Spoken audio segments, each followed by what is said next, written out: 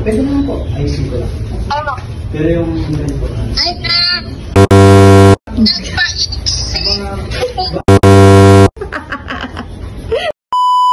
Samahan nyo kami ngayong mag-apply ng connection ng water doon sa bahay ng aking ina. Medyo malakas ang ulan ngayon, pabuti na lang at hindi kami nagko-commute. Hindi rin naman ako pwede talaga mag-commute dahil ako ay pregnant. Kaya naman kapag ako ay aalis, ako ay laging nakagrab. Nakarating kami doon at marami palang pifill upan. Bilang SPA ng aking mama ay ako ang mga nagpifill up. Ako na rin ang nagbayad nito para naman kahit papano ay makatulong sa bayarin ng aking ina. Halos saglit lang naman ang proseso. Pagkatapos ko tong fill upan ay kinuha ko yung pera sa aking ama at dumiretso sa office. Ang office nila ay sa labas ng isang village dito sa San Mateo. Tita Laika.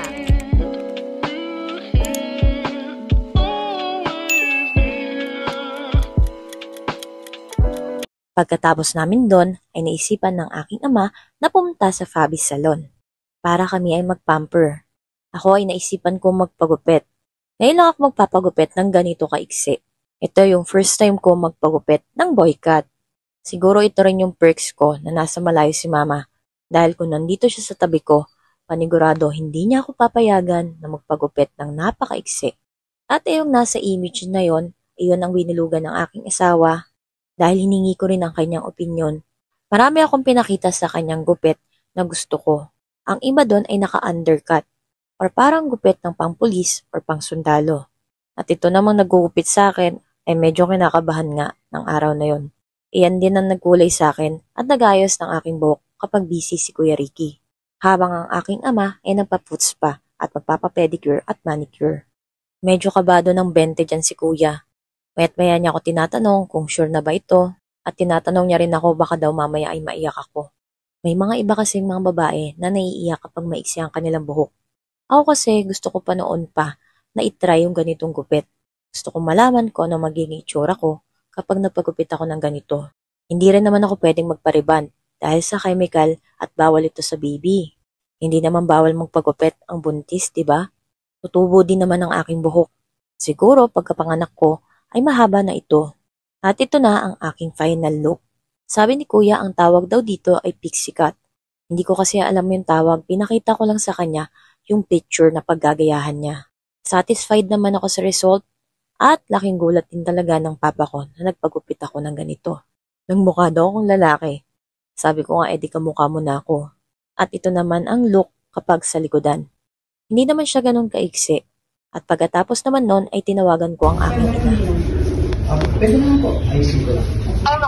Pero yung importante. Ay na!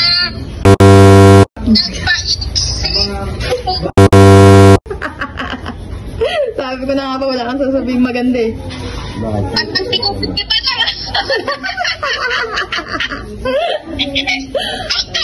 Ang tanong maigti ah! Ipagparepas mo! Laika, lalo kang tumaba. Kamukhang-kamukha kita. Dapat i-semi-kalbo mo.